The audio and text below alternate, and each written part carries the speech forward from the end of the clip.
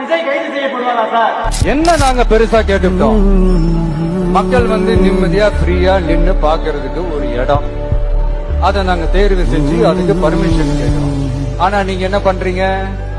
அந்த இடத்தையெல்லாம் விட்டுட்டு நெருக்கடியோட, மக்கள் நெருக்கடியோட எங்கெல்லாம் நிப்பாங்களோ அந்த இடமா பார்த்து செலக்ட் பண்ணி தெரியும்.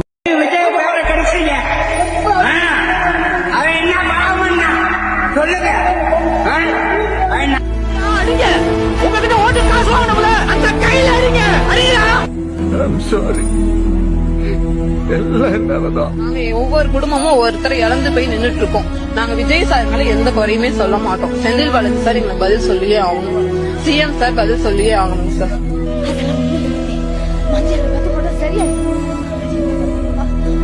எல்லாரும் எனக்காக தான் வலிக்கலன்னு சொல்றீங்கன்னு தெரியுது.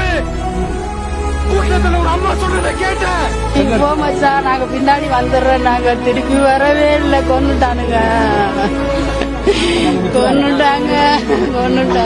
கொஞ்சம் பொறுத்துக்கங்க.